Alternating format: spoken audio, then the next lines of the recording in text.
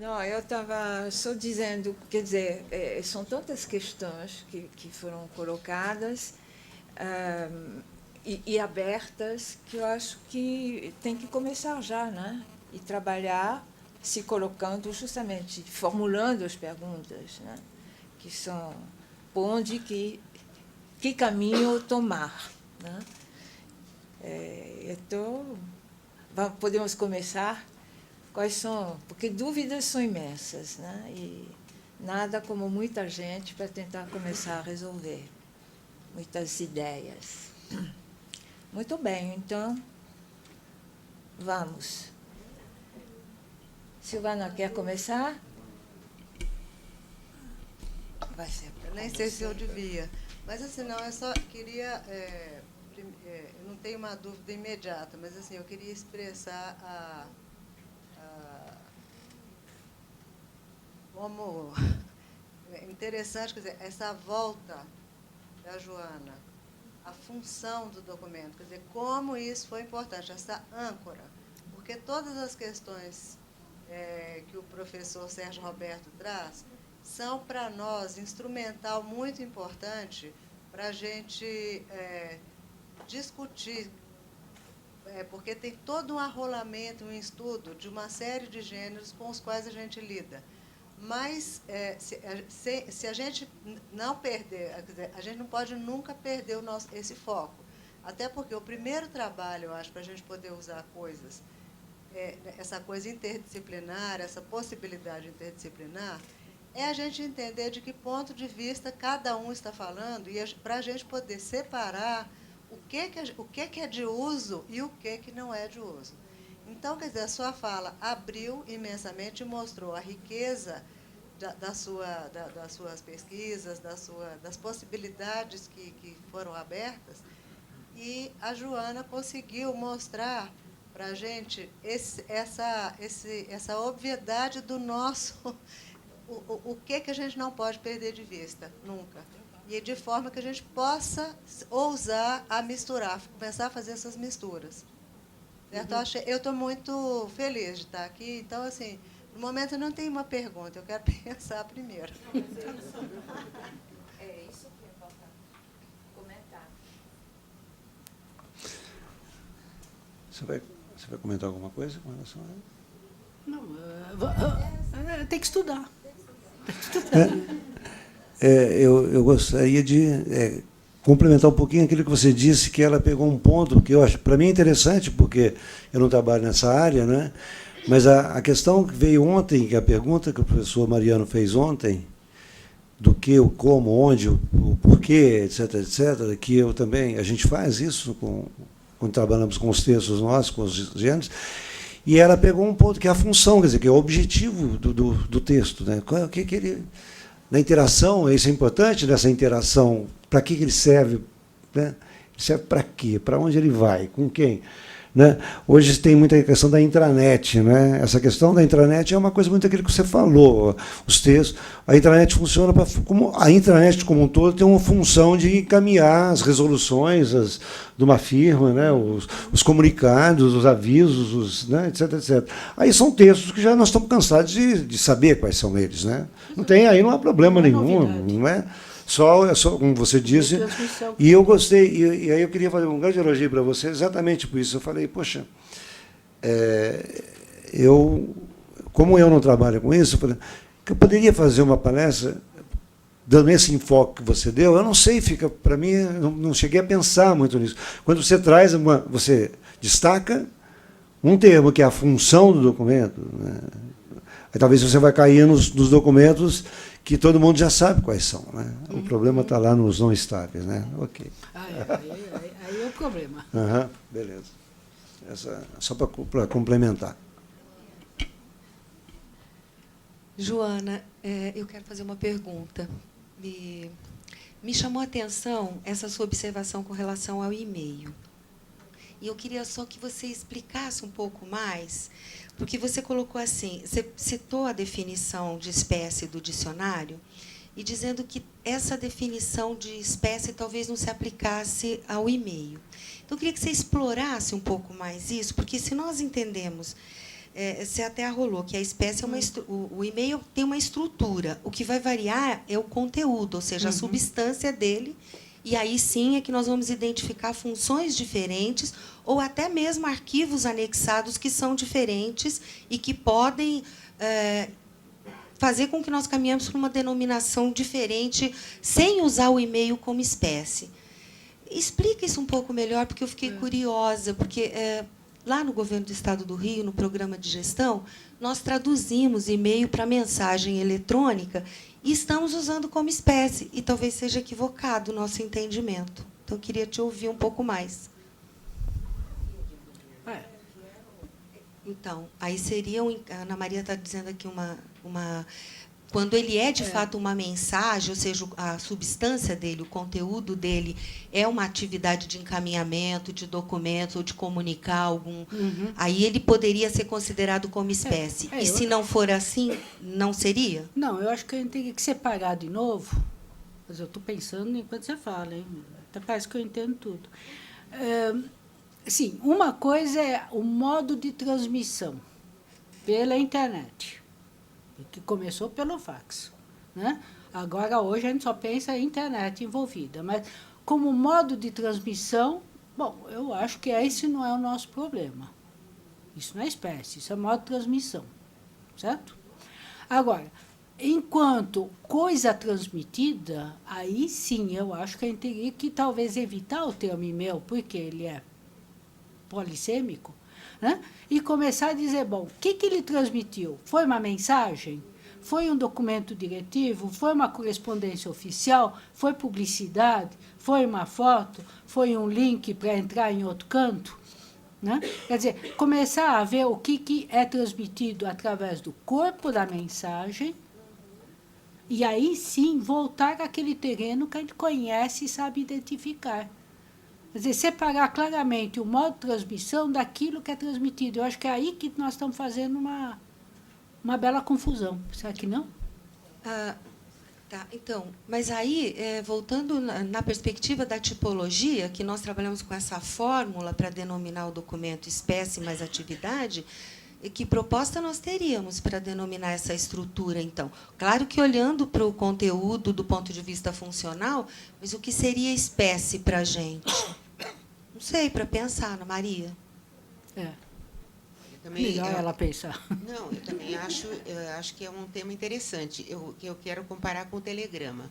O telegrama, que nós não temos dúvida de considerar uma espécie, o que é? Ele incorporou todas as características de um meio de transmissão, que era o telégrafo. Sim. Certo? Por isso que ele tinha... Ele era curto, ele não usa os conectivos todos, porque o preço dele aumentava. Né? É o Twitter ele da época. não possuía pontuação no telégrafo, tanto é que se usa o PT, o VG como vírgula, etc. Quer dizer, ele é um estilo também, quer dizer, ele incorporou uma série de elementos que eram típicos da forma de transmissão, né, daquele meio de transmissão. Então, é uma certa aberração hoje nós termos o telegrama fonado, o telegrama pela internet, quer dizer, esse nome sobreviveu e ele ficou uma outra coisa, na verdade, quer dizer, ele não tem mais aquelas características, vamos dizer... Da linguagem telegráfica, né? Da linguagem telegráfica, que ficou para nós, né? Ele tem uma característica própria, ele é econômico. Você estava falando dos 140 caracteres, nós tínhamos também... Nós temos nos nossos arquivos telegramas muito grandes, mas eram pessoas que podiam custear aquilo, né? E, então, tinha até o governo, né? Senão nós tinha aquelas piadas assim, mamãe morreu, venha. Né? Então a notícia não era de forma nenhuma atenuada. O gato caiu do telhado. Não tinha aquela coisa do gato caiu do telhado, era papai morto, venha. Né? Então, 3 palavras para. Né? Então, isso sempre foi uma curiosidade, porque é uma sobrevivência que não ocorre em geral, né? Desse meio de transmissão. com relação ao e-mail, a própria definição dele também. Então, eu sempre achei que ele criou um estilo, porque seria o da suprema informalidade, quer dizer, é isso que nós estamos colocando como definição? Não, porque nós transmitimos no corpo do próprio e-mail, sem ser como anexo, às vezes o relatório inteiro vai junto. Então, ele não é uma guia de encaminhamento. Ele não é um bilhete descomprometido e informal, porque ele poderia ser tratado assim. Nós temos, por exemplo, no arquivo, até eu ia fazer dar como exemplo ontem, uma troca de correspondência por e-mail, né, no arquivo de Ruth Cardoso. Na organização de um evento, as pessoas que estavam em pontos diferentes do país trocavam correspondência, e no arquivo ela ficava, vamos dizer, em papel, portanto, estável, e nós podíamos, então, ver tínhamos que definir que documento é aquele, né? Não de uma troca de mensagens, mas de todos eles. Então, eles iam... correspondência. Então, que palavra nós adotamos para isso? Nós pusemos conversação. O documento. Veja que nós também temos esse problema de nomear. O que é um e-mail trocado entre várias pessoas, porque, ao definir o que é aquilo, o que nos pareceu mais adequado foi conversação. Na nossa caracterização do documento, nunca poderia... Quer dizer, essa ideia de botar um sufixo, um prefixo para designar a forma como foi originalmente transmitido, quer dizer, ele foi acumulado em forma estável em papel. Quer dizer, o que eu tenho é aquilo numa forma conhecida para mim, mas como chamar aquilo? O que nós teríamos que pensar, do ponto de vista arquivístico, é que nós temos que ter campos de descrição que contemplem várias coisas, né? Porque só o enunciado da espécie ou do tipo, ele não consegue, vamos dizer, dar conta dessas características, porque, dentro da ótica da linguística aplicada, por exemplo, eu vejo que a maneira de transmissão, o número de receptores, o tipo de possibilidade de resposta, quer dizer, toda essa ambientação, ela acaba sendo importante do ponto de vista da comunicação, etc. Do ponto de vista arquivístico, são outras questões, né?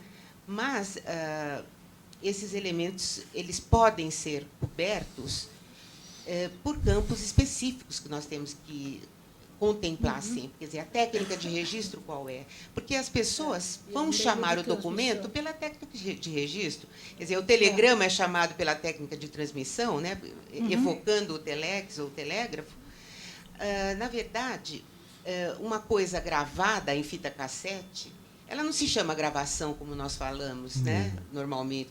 Eu tenho a gravação, eu tenho o disco, eu chamo pelo formato, eu chamo por alguma coisa que não é a espécie, nem o tipo documental, não retrata a função, mas retrata o quê? A técnica de registro, o meio de transmissão, e o tipo de suporte, que para nós não é o conceito usado por eles, que você vê que os exemplos... E nem espécie também. Não, nem espécie.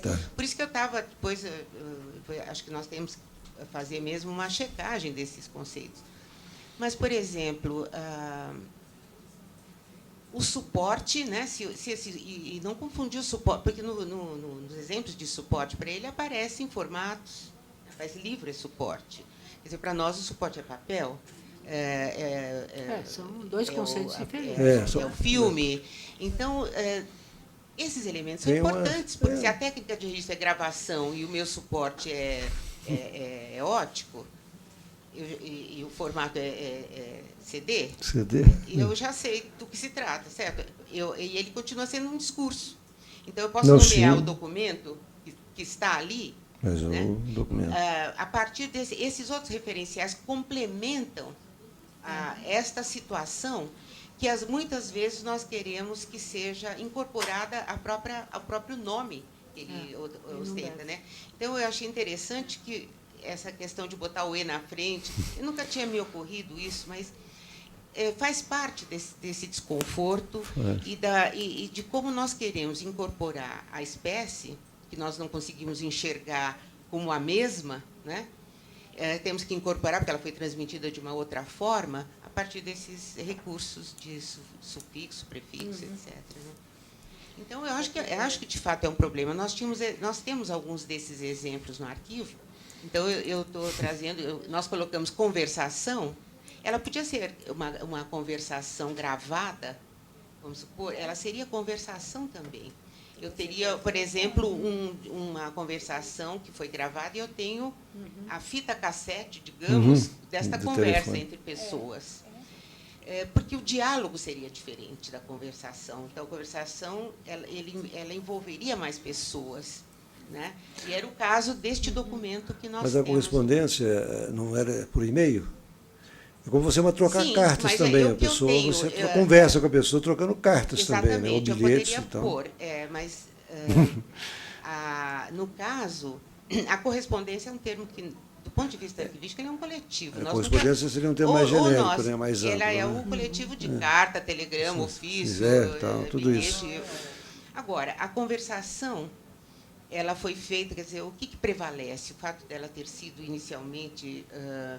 ela é resultado de troca de correspondência, quer dizer, foi um ato de correspondência, porque aí entra aquele outro conceito dele, quer dizer, de espécie. Ele é um relato, ele é uma exposição, ele é um argumento, quer dizer, são elementos que, para nós, são menos fundamentais, quer dizer, eles estão incorporados ao tipo documental, né? O tipo caracteriza um pouco isso, né? Mas, voltando à questão, o fato de ter inicialmente sido, vamos dizer, parte de correspondência, ele se materializa finalmente no arquivo, num único documento. Né? É claro que os equivalentes pessoais de cada um vão estar de um jeito, mas, vamos dizer, neste arquivo ele é a sistematização dessa correspondência, existe, então... Então, você teria um termo amplo de correspondência? Final, digamos que...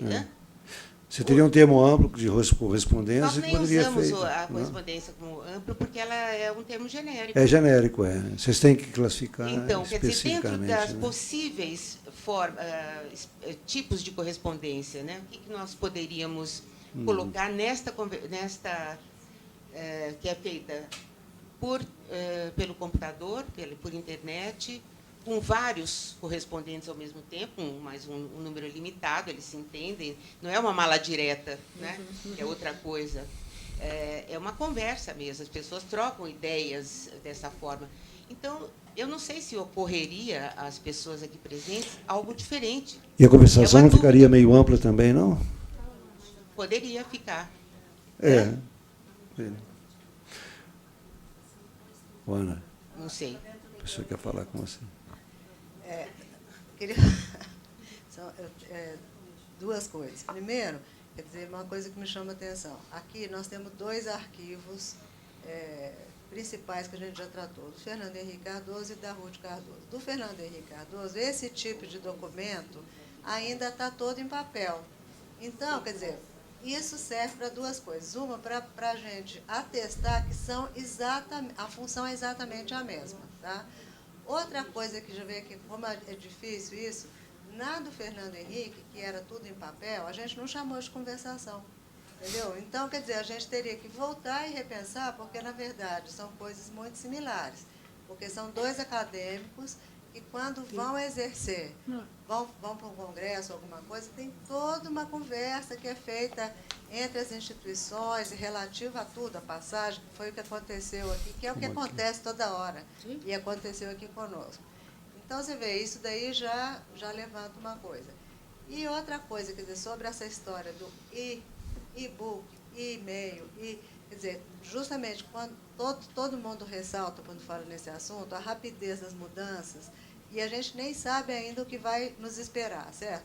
Se a gente insistir nessa coisa de colocar o digital, quer dizer, isso vai mudar loucamente ainda, e exponencialmente. Quer dizer, a gente tem que desencanar disso aí. Porque isso vai ficar trocando, a gente vai ficar maluco. Interessante. O professor parece que queria falar aqui.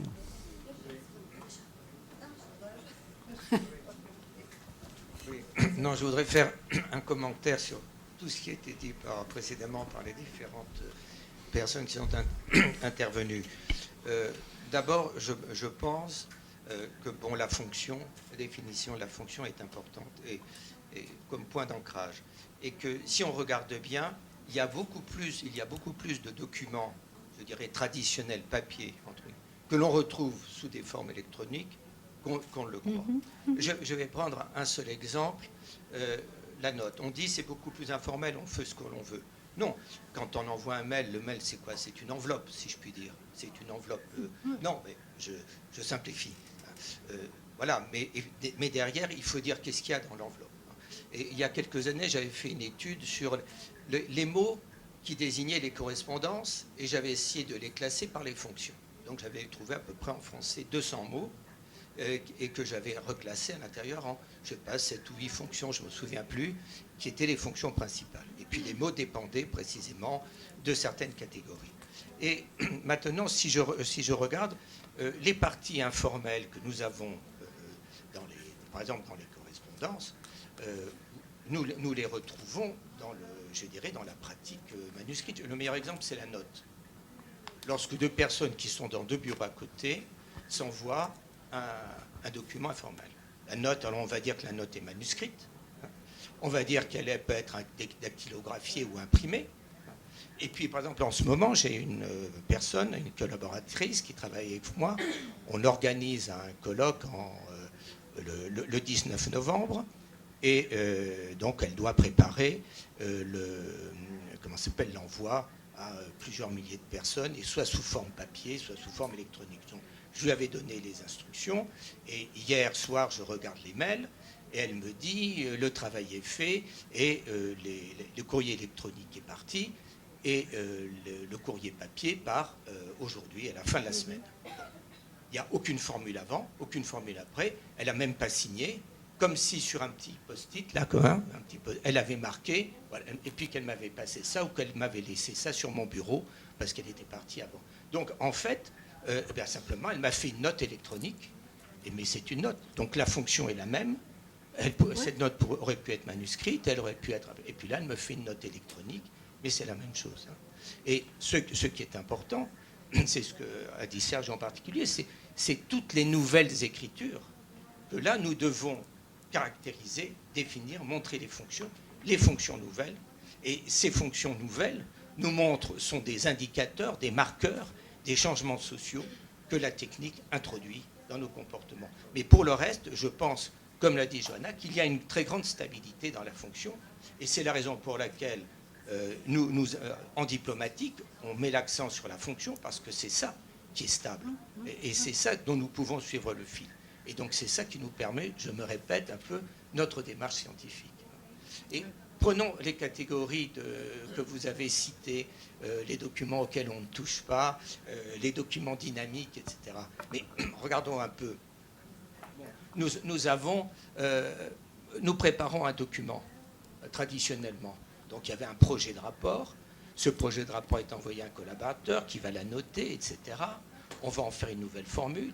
Et puis à la fin du compte, ou un projet de discours, par exemple. Et puis à la fin, il y aura le document définitif. 9 fois sur 10, on n'a pas gardé les brouillons et les étapes précédentes. Et donc là, on se pose des questions. Est-ce que ça va être conservé? Mais est-ce que c'est important aussi que ce soit conservé? Dans certains cas, non. Dans d'autres cas, oui, bien sûr. Mais dans d'autres cas, non. Donc nous nous trouvons dans la même situation avec l'électronique qu'avec le papier. Et il y a toutes sortes de documents. Maintenant, qu'est-ce qui se passe? On envoie un projet, on le surligne, on le commente, etc. Et puis à la fin, on va sortir un document propre. Bon, mais c'est la même chose, c'est la même démarche. Donc, qu'est-ce que l'on garde? Et on parlait de conversation. Alors, la conversation, c'est entre deux personnes. Mais qu'est-ce que l'on disait aussi? On dit pour le papier, on dit un échange de lettres, un échange de courrier, c'est un échange. Et un échange de mails, c'est l'appareil. Quand vous avez par exemple, deux personnes, deux écrivains ou deux personnes qui travaillent dans un bureau, qui font des échanges et qui s'écrivent, qui se commandent, qui répondent. C'est un échange de lettres, un échange de correspondance. Aujourd'hui, on le fait par voie électronique, et c'est la même fonction. Alors, le problème, est-ce que de cet échange mérite d'être conservé ou non?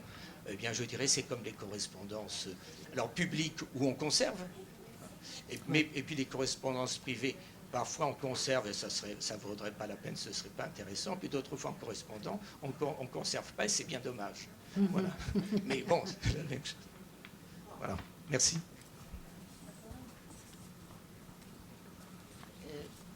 Se eu compreendi as observações do professor Bruno Delmas, ele coloca uma coisa muito interessante aqui, quer dizer, muito do material que nós encontramos nos arquivos é um tipo de material preparatório que se assemelha ao brouillon, né, ao rascunho, essas formas que antecedem a forma final do documento. No caso, nós poderíamos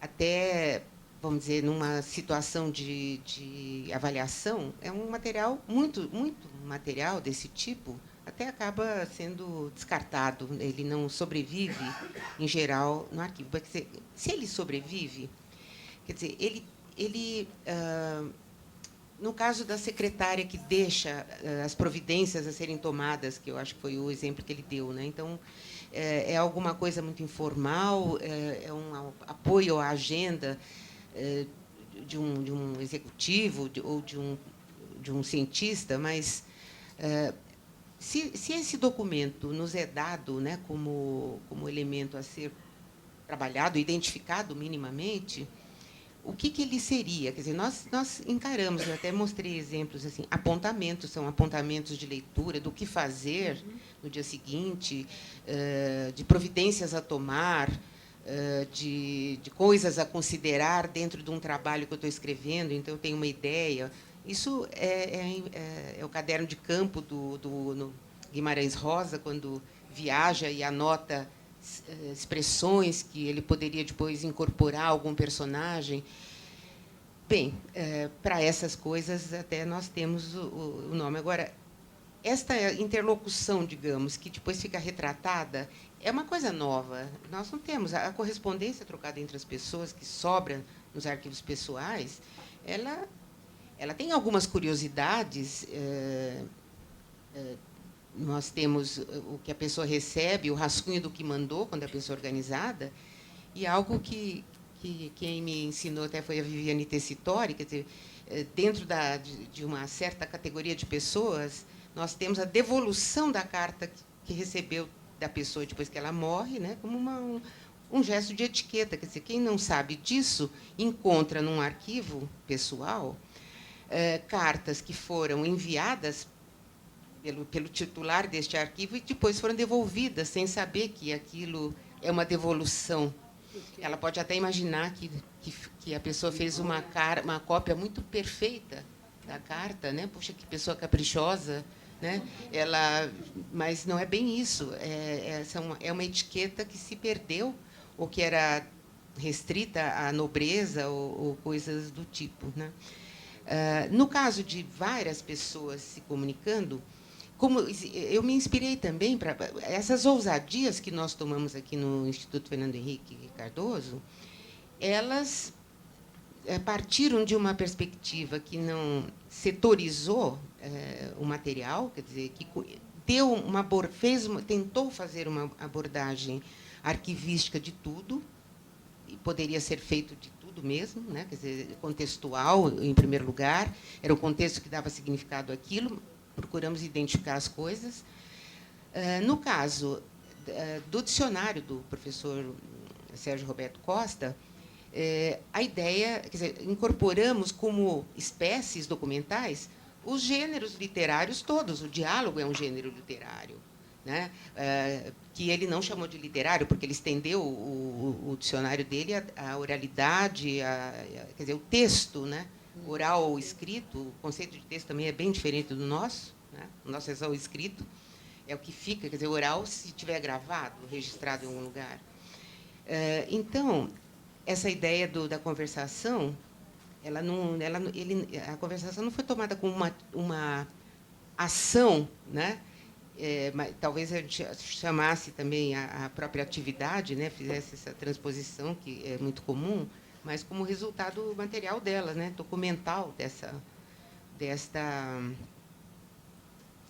troca de opiniões ou de coisa a propósito de um assunto. Quer dizer, o contexto dessa conversação é a organização do seminário. Quer dizer, jamais ela não poderia, só pelo nome, dar conta da funcionalidade, né? Ela era uma espécie quase vazia, atrelada a uma atividade que lhe deu sentido, né? Para nós, foi uma coisa que difere em muito da prática ontem exposta, por exemplo, pelo professor Mariano. Quer dizer, a identificação de um documento significa, em cada caso, a nomeação deste documento, né, desse tipo documental, a sua funcionalidade, o seu destinatário, quer dizer, é um verbete, né? Não é apenas a definição de uma espécie atrelada a um outro contexto que foi até tipificado por nós, as possibilidades de contextualização, para que a gente pudesse ter algo, enfim, que contemplasse essas coisas todas. Não que seja um esquema perfeito, né? A gente está...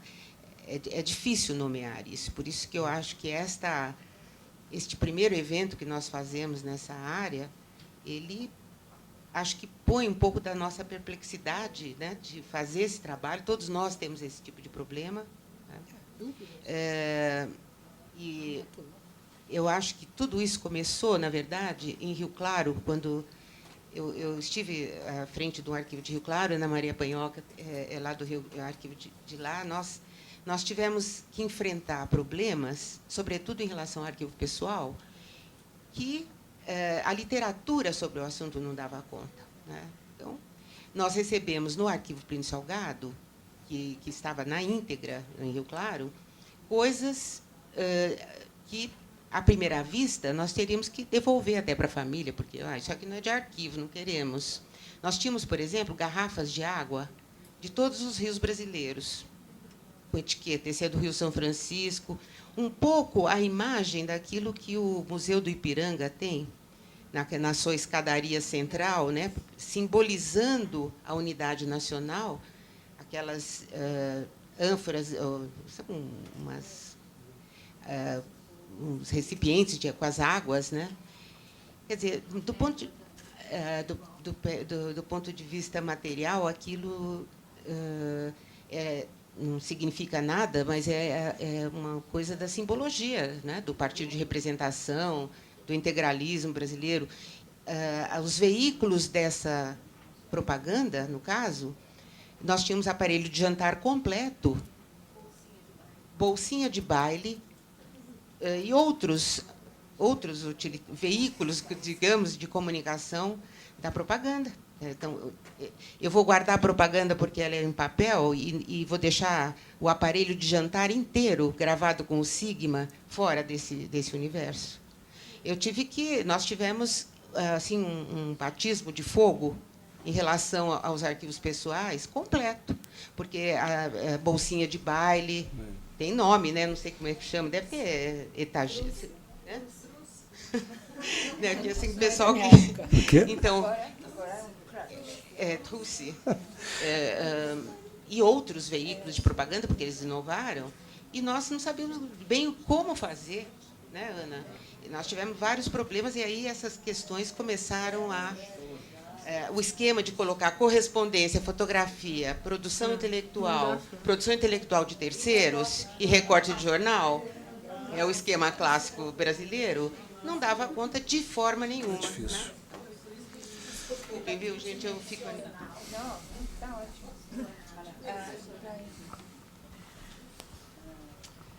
Yo creo que el debate es muy, muy interesante. Había un historiador marxista polaco, Adam Schaff, que decía que la verdad no existe, que lo que hacemos los historiadores es acercarnos a la verdad. Bueno, pues a lo mejor la palabra perfecta que define a un tipo no existe. Lo que podemos es acercarnos con la ayuda de otras palabras a eso que no podemos definir. Nos olvidamos muchas veces cuando hacemos estudios de tipología o análisis de documentos de la importancia de los diccionarios. Nos nosotros en España el primer diccionario es del siglo XVI, Covarrubias, luego hay en el siglo XVIII y la edición actual del diccionario son 22 ediciones. Si miramos la evolución de las palabras, en el primero la misma palabra, en el cuarto a lo mejor ha desaparecido. Y esas palabras nos van reflejando la aparición de determinados documentos. Nosotros tuvimos un problema con la correspondencia, cuando nos reunimos los archiveros españoles para hacer un cuadro de clasificación de municipales, de ayuntamientos. Muchas veces la utilización de correspondencia era un ejemplo de que el archivo, el fondo, no estaba organizado. Cogíamos el documento, dudamos, correspondencia. ¿Esto qué es? Correspondencia. No era una decisión a posteriori como consecuencia de un análisis, de una investigación archivística, sino era como un salvavidas ante nuestra ignorancia. Hay una gran archivera fallecida española, Olga Gallego, que tiene un libro que se llama El documento de archivo, y en él habla de que los expedientes no solo son resolutivos, también hay expedientes informativos. Alguien nos pregunta, nosotros contestamos. Eso es un expediente también, que es lo que muchas veces agrupamos como correspondencia. Yo entiendo que a la hora de lo que comentaba, si el presidente va invitado a un acto concreto, para mí es un expediente. Proceso, es un expediente de invitación del presidente por una institución para asistir, y dentro de ese expediente estarían la invitación, la correspondencia, las cartas que él ha tenido con los organizadores, las grabaciones sonoras, igual que en un expediente del siglo XVI están los planos, están los dibujos. Así es como nosotros lo estamos haciendo en España. Ahora bien, preguntan, ¿cómo organizamos y cómo denominamos las grabaciones sonoras y, por ejemplo, las películas? Nosotros. ¿Cómo lo hacen en las empresas de radio, las empresas de televisión? ¿Cómo lo organizan ellos? Ellos tienen técnicos especializados en el tratamiento documental de esos nuevos soportes. ¿Cómo los llaman? Si lo llaman grabación sonora y no lo dan más, y tienen otros criterios de organización, a lo mejor no nos tenemos que calentar la cabeza y decir, vamos a hacer lo mismo que están haciendo los especialistas. Y ellos lo llaman así. Yo creo que es importante, por ejemplo, cuando estaba hablando Ana María de las conversaciones, yo, si tuviera que describirlo, transcripción literal de las conversaciones mantenidas entre estas personas. Si es algo de un texto que alguien ha escuchado y lo ha pasado al ordenador. Me ayudaría de distintas palabras que me permitirían acercarme a la verdad. La verdad posiblemente no supiera definirla, pero con la ayuda de otras palabras intentaría acercarme a una denominación, una definición más precisa, lo más cercana. Y desde mi punto de vista, no nos olvidemos que los archiveros es una profesión que requiere los conocimientos de otras muchas ciencias. Ayudémonos de lo que han hecho otros profesionales que tienen estos tipos de documentos y llevan trabajando muchos años sobre ellos. Y si ellos, después de muchos años, no han encontrado la verdad, nosotros difícilmente la vamos a encontrar. Professora Ana Maria, me veio uma dúvida com relação a esse documento, a conversação. Se vocês levaram em conta o processo da troca de conversa em si e a forma como foi acumulada pela titular do arquivo, por exemplo. O e-mail inicial foi mandado de Ruth Cardoso para todo mundo, e eles mantiveram essa conversação num mesmo e-mail, num único e-mail, que depois ela imprimiu e ficou aquele relato de... Foi assim ou foi acúmulo de e-mails juntos? Não era Ah, tá. Por isso que ele foi chamado de... Isso, aí minha dúvida era essa.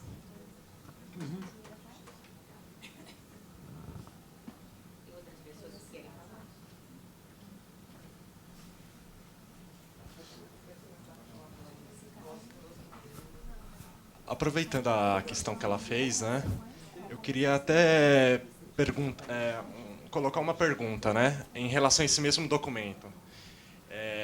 Em relação relação ao local de produção, né? Porque a gente resolveu aqui dando para o lugar de produção web, né? Então a gente gostaria de saber como se resolve, se vocês têm sugestão. Não, a web também não dá certo. Eu acho também que essa questão é interessante e ela é sempre problemática para todos nós, porque ele lembra como eu havia dito, nós não criamos um campo descritivo que incorpore, né, que seja quase um verbete, como sugere o professor Mariano, à luz também do que ele nos deu ontem como exemplos. Ou seja, o verbete que descreve o documento incorpora até a condição de ser uma transcrição. O conceito que nós temos de forma, que é um conceito que não aparece em todos os mas eu acho que na Espanha aparece com esse nome também, forma, quer dizer, o estágio de elaboração, ele não pode ser apenas aquela opção que nós colocamos, é original ou cópia. Quer dizer, o estágio de transmissão do documento, ele, ou seja, a questão, esse campo forma, ele tem que prever muito mais coisas, dependendo, inclusive, do tipo de documento que nós temos, né? Então, se é uma transcrição, vamos supor, eu tenho uma gravação de um depoimento, faço um projeto de história oral e depois eu faço a primeira transcrição dele, eu faço, porque a própria história oral criou modalidades de transcrição. Existe assim a versão transcriada. Se você, dependendo da linha de história oral, eles têm modalidades de, vamos dizer, de passagem, né, do oral para o escrito. Como é que é? Textualização, transcrição, enfim, e transcriação. Então, existem... na área dos impressos, você tem o clichê, você tem isso. Quer dizer, você tem etapas ou estágios entre o negativo e o positivo e outras coisas mais que poderiam ser contempladas num outro campo, né? Quer dizer, e aí a gente teria um quadro geral, o local, a data, né, como elementos fundamentais de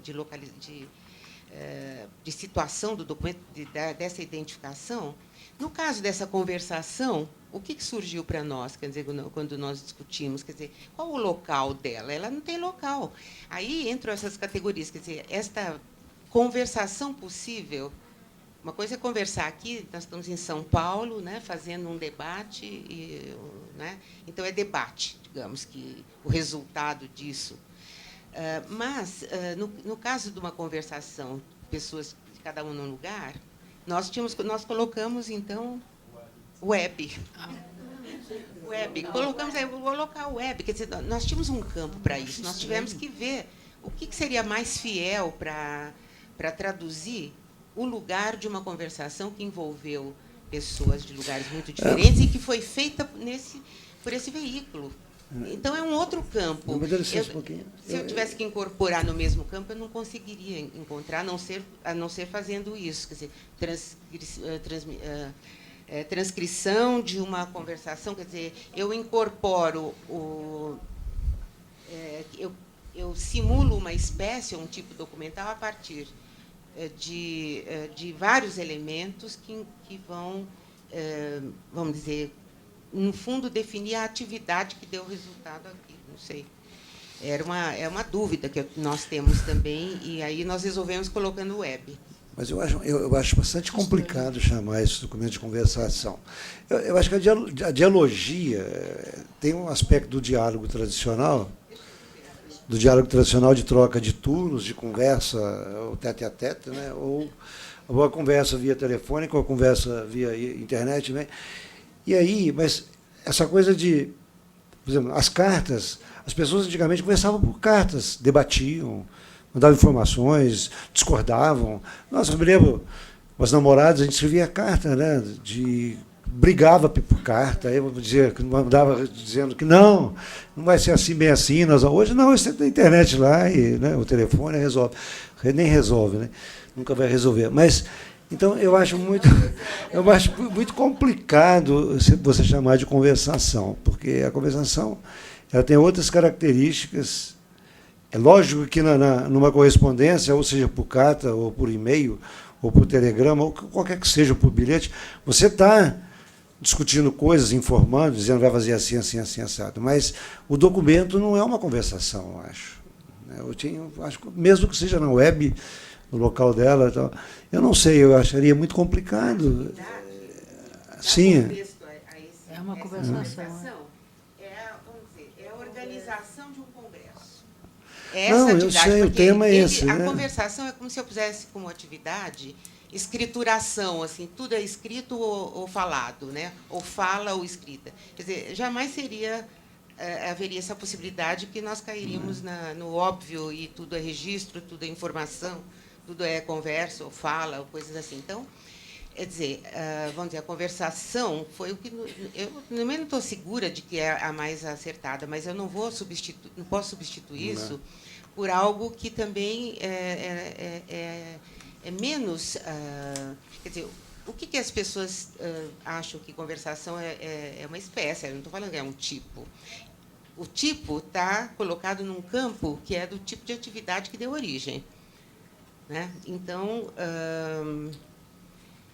ele não tem, vamos dizer, ele não ficaria solto, né, uma conversação. Me pareceu adequado, mas estou sujeita a sugestões. Eu gostaria de ter sugestões. A espécie é conversação. Eu pus conversação. Mas um comentário só para passar para... Bom, não quero que essa discussão toda seja uma discussão da conversação. Isso vai se dar com vários outros, né? Várias outras questões e fenômenos. Né? Ouvindo a professora Ana Maria se referir sobre essa questão da conversação, eu me lembrei do que o professor Mariano falou ontem, que quando a gente está na dúvida, que tem essa possibilidade de usar o genérico, né, o termo genérico. Então, eu usaria correspondência, né, que eu não tenho uma coisa mais específica para utilizar. Eu acho que correspondência, para mim, estaria bem claro. E agora eu queria botar um pouquinho de lenha na fogueira em relação ao local web, que eu acho que como a professora Ruth Cardoso imprimiu os e-mails, ele deixou de ser digital, ele passa a ser um documento analógico. Então, quer dizer, uma nova manifestação do documento, como a biblioteconomia já está discutindo isso, tem norma para isso. Então, esse documento ele passa a ser analógico. Então, para mim, o local seria São Paulo, né, se ela estiver em São Paulo. Eu acho que não teria problema. Agora, local web, eu acho estranho isso. Entendeu? Acho. Mas, para a correspondência normal, o local vira correio? Eu não entendi. A correspondência seria um termo... Lembrando agora... Uma troca toda a administração cartas. pública foi feita por atos de relação, então, você tem essa classificação, para nós, é irrelevante, porque... Até o relatório é um ato... Se vocês olham um direito administrativo, o relatório é um ato de relação também. Então, tudo é correspondência, é um ato de correspondência. Né? Não, mas uma troca de cartas. Uma troca de cartas. Você tem a carta, você tem o bilhete, etc. Com envelope, com selinho. Aí o local seria correio? O lugar da carta é o lugar da... Não é o lugar da transmissão, é o lugar... Então, mas... Não, isso aí foi uma licença poética, digamos. Tá bom. Nós poderíamos ser...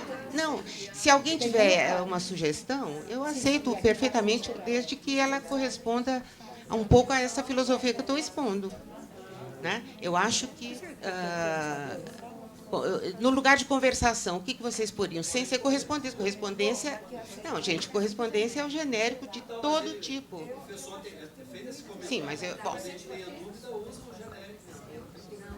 Bon, alors, puisque moi, la suggestion que je ferai, parce qu'effectivement, correspondance, c'est beaucoup trop générique, et ça n'indique pas qu'il s'agit de documents comme une conversation qui tournent autour du même sujet, si je puis dire. Donc, de la même action, pour revenir. Eh bien, la conversation, c'est quelque chose d'oral. Tandis que la correspondance, c'est quelque chose qu'on échange. Et pourquoi on ne pourrait pas dire échange de messages? au sujet de tel et tel. Parce que là, ça veut dire qu'il y a un certain nombre de personnes, comme la conversation... Oui. Voilà. Non, mais donc, qui marque le fait qu'il y a un certain nombre de personnes qui s'écrivent, qui se répondent, l'échange et la correspondance, le message, si on ne veut pas mettre... Parce que quand il y a des personnes qui s'écrivent, qui se répondent, elles peuvent à la fois passer de la lettre à la note, donc différentes formes dans le détail de type de document, donc échange de messages qui est un terme générique, électronique, puisque là nous sommes au numérique, puisque là nous sommes dans cette forme. Voilà, ce serait ma suggestion.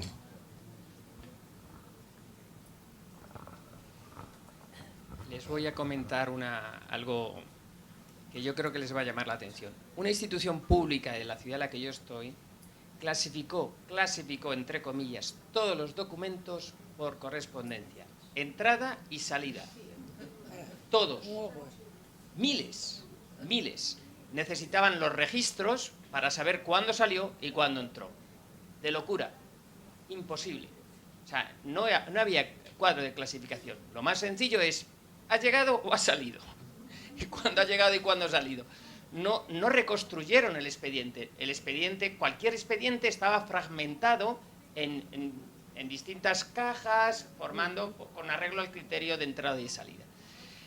Sigo pensando, y es un poco la propuesta que hice ayer, que si es de un archivo personal, de un fondo personal, y la persona lo denomina conversación, yo lo denominaría conversación si tiene título formal. Nos puede parecer extraño, pero en el siglo XVII o XVIII hay documentos personales que se denominan oración fúnebre. Era cuando alguien fallecía y otro le hacía una apología, y se llama oración fúnebre. Y buscamos, muchos de ellos están impresos, y vemos el texto de lo que ha dicho alguien. Eso también es un documento de archivo cuando está escrito, obviamente, antes de publicarse, ¿no? Muchos de los documentos impresos previamente son documentos de archivo. Lo interesante es que es un mundo tan variado como puede ser la propia actividad humana, y como queramos denominar. A las personas que nosotros queremos, posiblemente tengan un nombre, que es el nombre oficial, pero a lo mejor en casa les llamamos de otra manera, ¿sí o no? Y ese es para nosotros el nombre real, porque tiene algo nuestro, ¿no? Y yo creo que si hacemos en un fondo personal, esa singularidad hay que respetarla. Solamente cuando no existe esa singularidad, cuando el documento carece de título, es cuando tenemos que aplicar lo que un político en mi país diría programa. Es decir, conocimientos científicos, archivísticos, con la idea de que nos podemos equivocar y que es posible que vengan otros y lo mejoren, pero así es como evoluciona la ciencia.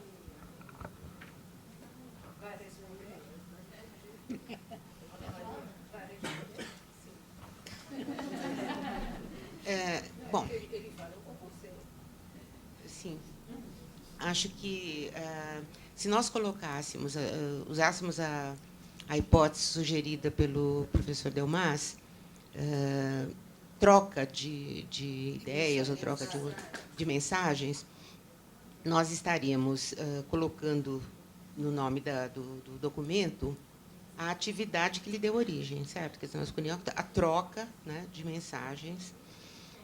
Embora esse fenômeno de nós termos na língua a mesma palavra para designar a ação e o produto dela, né, o resultado material dela, a fotografia é um exemplo, quer dizer, é uma técnica, o resultado nós costumamos chamar também de fotografia, o produto da técnica. No caso da conversação, ela encontrou no dicionário do professor Sérgio Roberto Costa a definição dela na forma oral. E a forma oral, para nós, foi considerada também como, desde que registrada, a forma oral registrada, ou seja, estabilizada no papel, e aí o suporte na descrição, por isso que nós nunca teríamos essa dúvida ao colocar o web, porque o suporte é papel. Né? Mas, peraí, ela oral ou ela é escrita, Ana Maria? Ela não foi escrita na internet? Então, é a mesma coisa que nós usamos, a mesma definição para discurso, seja ele, vamos dizer, o discurso do presidente, ele foi gravado, nós chamamos a gravação desse discurso de discurso, E se ele está no papel, nós chamamos de discurso também. Bem, só uma perguntinha. Se fosse carta, você colocaria carta? Sim. Por que você não chama de e-mail, então? Não. É porque não era um e-mail só. Não, era eu um não estou conjunto. falando. Eu sei, um e-mail. Só que existe uma coisa: as cartas não vêm uma grudadinha na outra, claro. Eu poderia fazer, então.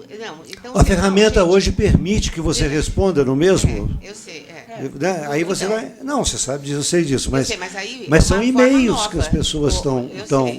Mas não é diálogo. Não é um diálogo, não. São duas pessoas, são várias. Mas sim, mas. Usando o mesmo e-mail. Por isso que a pergunta dela. Mas é uma troca de e-mails. Sim, a atividade é a troca.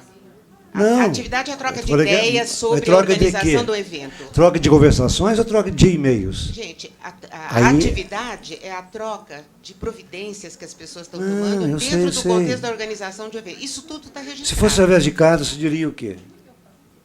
Sim, se eu tivesse uma carta, ela seria a carta. Se eu tivesse um bilhete... Eu mando uma carta para você manda para mim, a gente vai organizando alguma coisa por carta.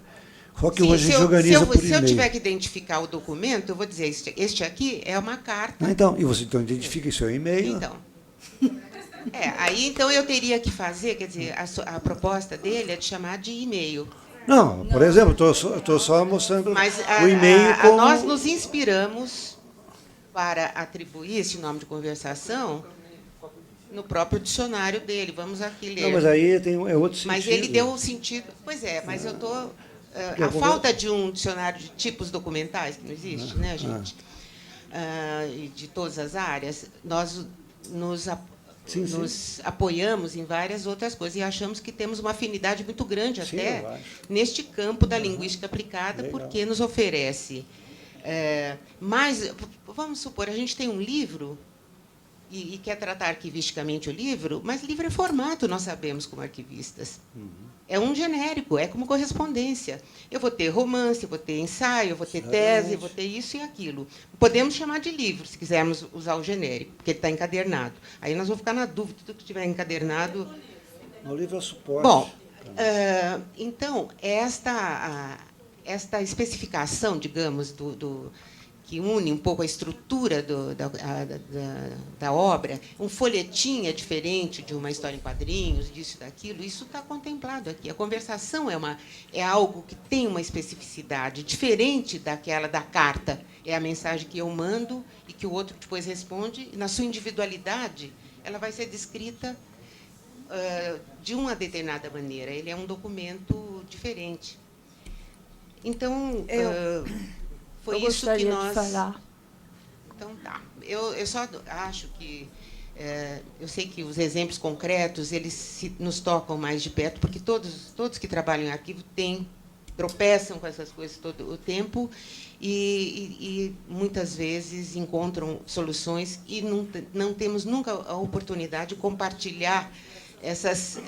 Então, de repente, tudo que se falou aqui... eu não quero desviar, né, para a questão da conversação, todo o conteúdo que foi colocado aqui e discutido, mas acho que ele é um exemplo importante daquilo que, no nosso trabalho, que nós consideramos que é tão empírico, né, tantas vezes, ele envolve discussão de tantos conceitos, né, de tantas coisas e uma aproximação com tantas áreas, que acaba sendo até um consolo para nós, né, perceber como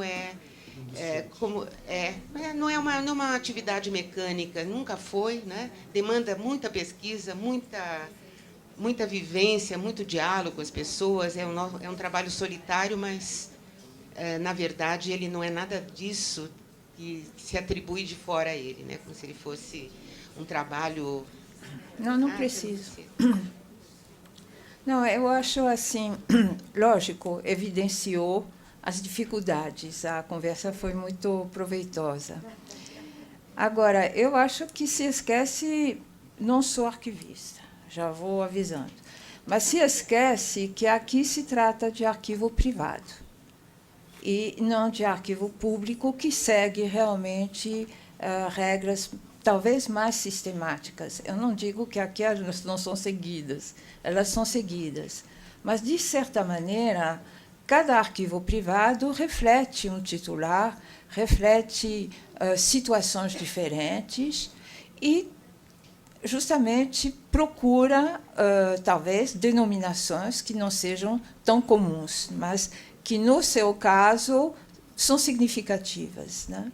Então, é isso que eu queria lembrar, porque arquivos públicos é diferente, a mais sistemática, há pouco tempo, é uma coisa, tem mais documentos, não sei, mas, enfim, me parece que há uma certa diferença no tratamento e que, embora assim, se sigam as regras colocadas, etc., eu acho que também tem essa liberdade de pensar, de provocar. E a Ana Maria tem tido toda a liberdade. Até demais. Até demais.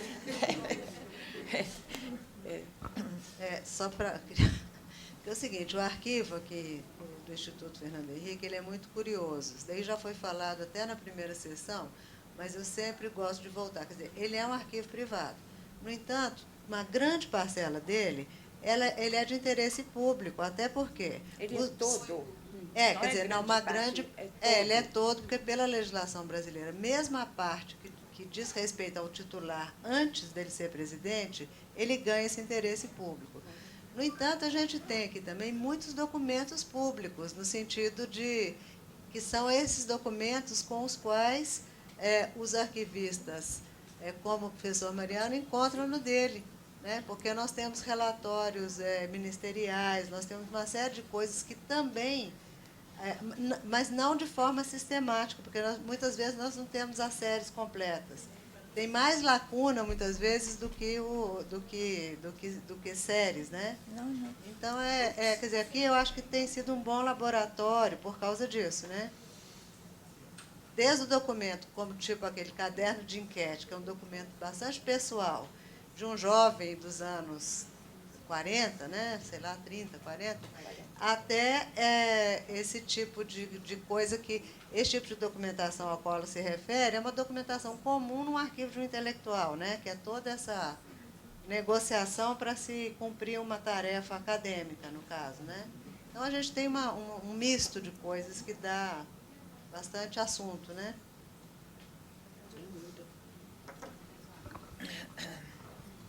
Sé que ya estamos casi fuera de tiempo.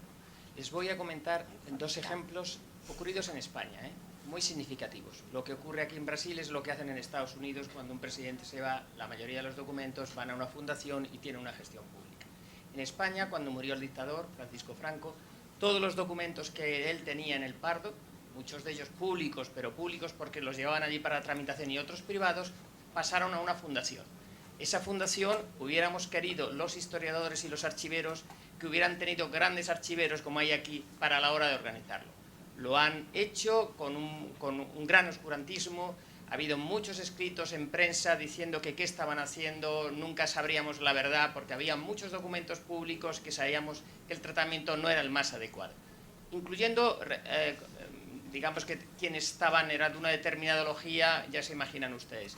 Eso en España, o sea, que nada que ver con lo que ha ocurrido en Brasil.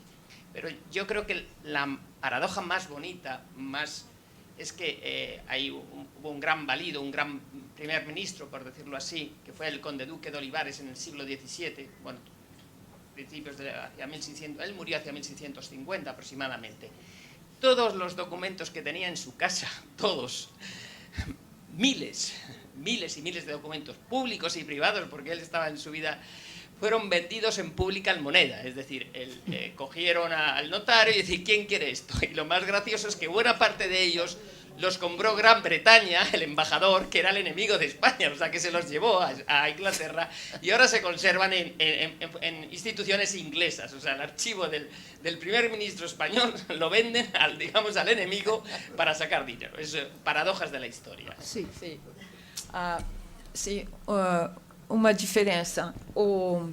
Os presidentes americanos levam para as bibliotecas documentos públicos, essencialmente. Os documentos privados deles são muito poucos. E eles levam... As bibliotecas abrigam documentos públicos da Casa Branca, né, do todo o ministério e tal.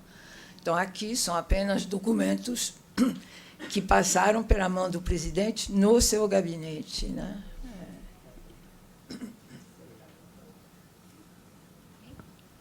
Então, estamos cansados de conversar e tem mais conversa à tarde. Então, foi uma grande conversação. E, pois bem, então, nós voltamos às 3 horas. Obrigado. Obrigada.